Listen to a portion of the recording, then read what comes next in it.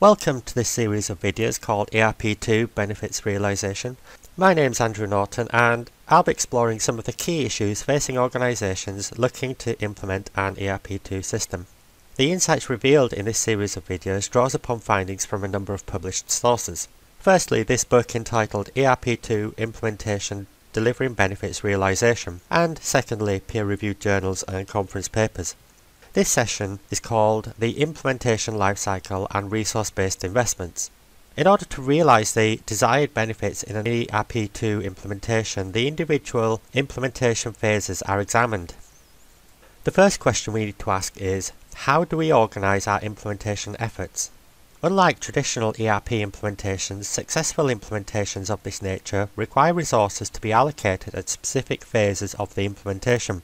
To retrospectively allocate the resources is often not possible and can be extremely detrimental to the implementation effort.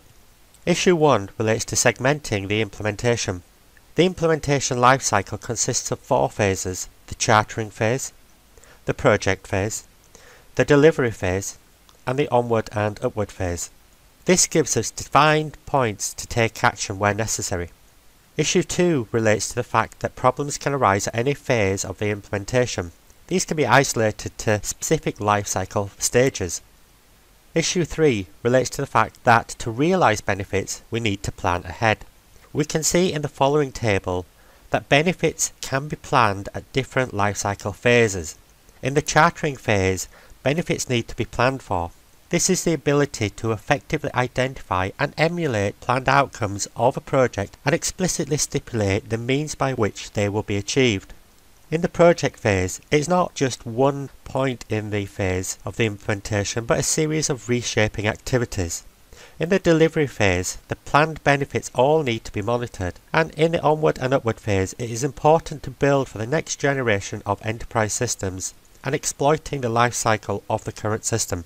The second question we need to ask is, what resources do we invest in? Well, what we know is that resources allocated during the implementation of any information system fall into 3 principal areas: people, process, and technology. These are considered to be the fundamental pillars. Issue 1 relates to the resource-based perspective, and we can clearly observe this by evaluating the organisation in isolation.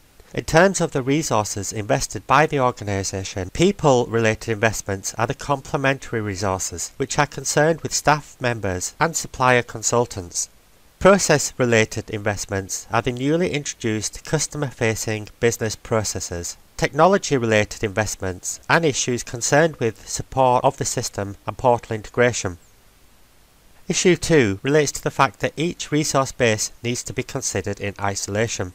To address the resource-based perspective in an ERP II implementation, our research has shown that each resource-based investment addresses very different aspects of the implementation. Therefore, having a clear understanding of each is a prerequisite to delivering a successful ERP II system. A review of current literature regarding people-related issues reveals 2 key concepts, which are integrating customer-facing activities and managing human resources. From these, 5 issues have been identified which concern customer-facing organisations implementing ERP II. The first of which is managing change within customer-facing organisations implementing ERP II. The second is establishing a training strategy. The third is quantifying, delivering and evaluating the training. The fourth is identifying and providing end-user support. And the fifth is preparing corporate communications. A review of the current literature regarding process-related issues reveals 2 key concepts, which are integrating business process re-engineering and customer relationship management.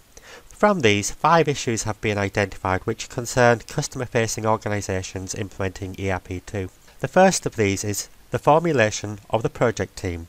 The second is identifying the desired benefits.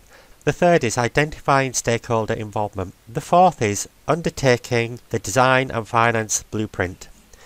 And the fifth is establishing strategic roadmap.